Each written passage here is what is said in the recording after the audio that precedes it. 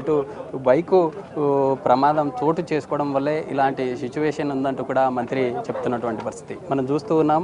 ఇటు డెహ్రాడూన్ అంటే కేంద్రపాలిత ప్రాంతాల్లో ఇలాంటి వెహికల్స్ని కొనుగోలు చేస్తూ ఉన్నారు.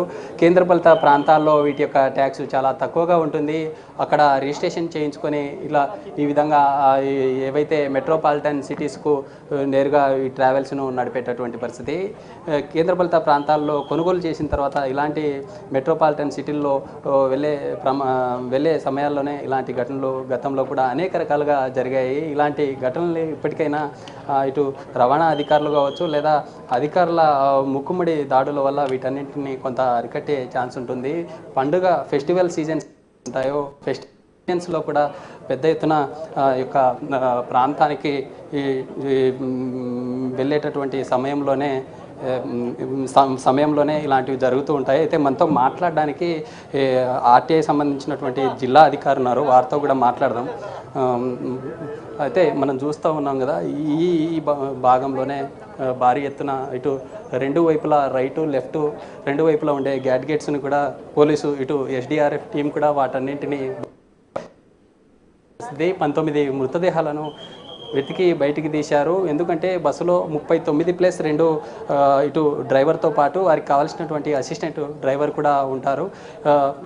ఇప్పటికే ఒకటి లేదా ఇంకా 2 డెడ్ బాడీస్ ఇందులో బర్న్ అయ్యి కంప్లీట్గా బూడిదిగా మారింది అనేది సస్పెన్స్గా మారింది. అయితే మనతో మాట్లాడడానికి రవాణా సంబంధించినటువంటి అధికారులు ఉన్నారు. మేడం చెప్పండి, ఈ వెహికల్ అంతా కూడా డెహ్రాడూన్లో కొనుగోలు చేసినట్లుగా తెలుస్తూ ఉంది. వీటికి సంబంధించినటువంటి అన్నీ కరెక్ట్గానే ఉన్నాయంటారు?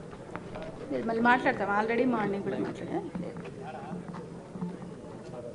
అంటే ఆర్టీఓ సంబంధించినటువంటి అధికారులు ఎందుకు మాట్లాడడం లేదు అంటే, ఈ వెహికల్ నంబర్ కొట్టంగానే వీటికి సంబంధించినటువంటి చలాన్స్ కావచ్చు, దీని యొక్క డేటా అంతా ఉంటుంది, క్లియర్గా ఉన్నాయండి. వెహికల్ డీటెయిల్స్ అయితే ఉన్నాయి. ఇది ఒడిశా రిజిస్ట్రేషన్ ఉంది ప్రజెంట్. వెహికల్కి సంబంధించిన vehicle RC, fitness certificate, permit ఇవన్నీ అయితే వ్యాలిడ్లో ఉన్నాయి.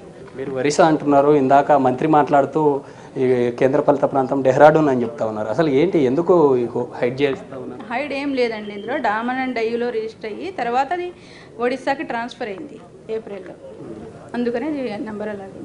అంటే ఈ వెహికల్కి ఉండాల్సినటువంటి ఫిట్నెస్ అంతా కూడా కరెక్ట్గానే ఉన్నాయి? ఫిట్నెస్ అన్నీ వ్యాలిడ్లో ఉన్నాయండి. డాక్యుమెంట్స్ అన్నీ వ్యాలిడ్లో ఉన్నాయి. ఫిట్నెస్ సర్టిఫికేట్, ఇన్సూరెన్స్, పర్మిట్ వ్యాలిడ్లో ఉన్నాయి. అంటే ఈ రవాణా సంబంధిత అధికారుల తనిఖీలు లేకపోవడం వల్లనే ఇలాంటి ట్రావెల్స్లో తరచుగా ఇలాంటివి జరుగుతూ ఉన్నాయని చెప్తా ఉన్నారు. అంటే ఏం ఐడెంటిఫై? ఎవ్రీడే జరుగుతున్నాయండి తనిఖీలు. ఎవ్రీడే కూడా స్పెషల్ డ్రైవ్స్ నడుస్తున్నాయి స్టేట్ వైడ్. చెక్ రిపోర్ట్స్ అన్నీ కూడా జరుగుతున్నాయి. వెహికల్కి సంబంధించిన డాక్యుమెంట్స్ అన్నీ వ్యాలిడ్లో ఉన్నాయన్నాను కదా. ఫైర్ కాటప్ అవ్వడం వల్లే ఈ వెహికల్ అంతా కూడా ఫైర్ కావడం వల్లే ఇలా చోటు చేసుకుందంటూ కూడా రవాణా అధికారి చెప్తూ ఉన్నారు. మనం చూస్తూ ఉన్నాం, అసలు జరిగిన ఈ ఘటన ఏదైతే ఉందో కంప్లీట్ ఫ్రాక్షన్ ఆఫ్ సెకండ్స్లో ఇదంతా కూడా అందరూ కళ్ళు మూసి తెరిచేలోగే ఒకేసారి ఒక బైక్ను ఢీకొట్టిన తర్వాత మంటలంతా కూడా ఫైర్ అయ్యాయి. ఫైర్ అయిన తర్వాత కూడా అంతా బర్న్ అయ్యి ఎక్కడికక్కడ అరుపులు కేకలతో దాదాపు 19 మంది ఇక్కడే మనం ఈ స్పాట్లోనే వారి యొక్క అర్ధనాదాలతో ఇక్కడే యొక్క మృత్యువాత పడినటువంటి పరిస్థితి. ఇప్పటికైనా ఇలాంటి ఇష్యూస్ మరలా రిపీట్ కాకూడదంటే ఇటు రవాణా సంబంధిత అధికారులు చర్యలు చేపట్టాలంటూ కూడా స్థానికంగా ఉన్నటువంటి వారు కోరేటటువంటి పరిస్థితి.